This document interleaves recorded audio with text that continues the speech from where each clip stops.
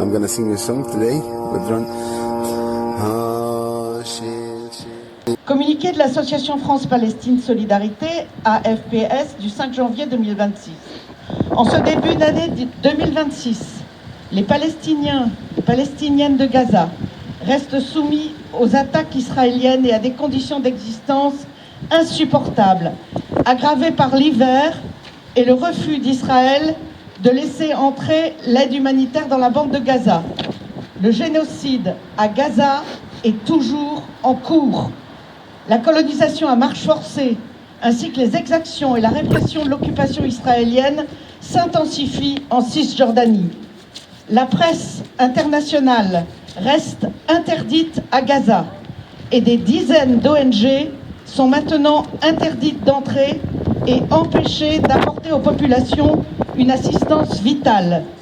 C'est dans ce contexte qu'a été mise à l'agenda de l'Assemblée nationale le 14 janvier en commission des lois et le 19 janvier en plénière, la proposition de loi PPL 575 de la députée Caroline Yadan qui, sous prétexte de lutter contre les formes renouvelées de l'antisémitisme, entend réprimer l'expression sur tout ce qui concerne l'État d'Israël et la politique qu'il mène vis-à-vis du peuple palestinien.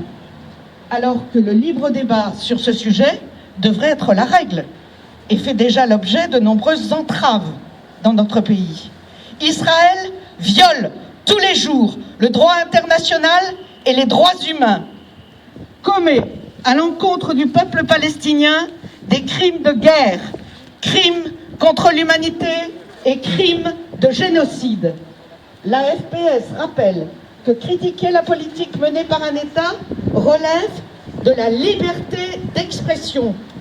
C'est le cas concernant Israël et la politique qu'il mène, et cela n'a rien à voir avec l'antisémitisme. Il est indigne de manipuler la lutte contre l'antisémitisme pour tenter de museler les critiques qui s'expriment contre l'État d'Israël, sa politique, les crimes qu'il commet. Il est dangereux de séparer la lutte nécessaire contre l'antisémitisme du combat général contre le racisme sous toutes ses formes et de l'assimiler ainsi de facto à la défense de l'État d'Israël, de sa politique et de ses crimes. De plus, par l'assignation identitaire à Israël des Français juifs et des Françaises juives, cette proposition de loi les expose alors qu'elle prétend les protéger et présente des risques majeurs pour la cohésion de la société française. La gravité de cette attaque contre la liberté d'expression, les dangers de ce détournement du combat essentiel contre l'antisémitisme et toutes les autres formes de racisme dépassent très largement l'appréciation que l'on peut avoir de la situation en Palestine et en Israël dans une légitime diversité d'opinions. Elle doit interpeller toutes et tous les démocrates attachés à la liberté d'expression et à l'universalité de la lutte contre le racisme sous toutes ses formes.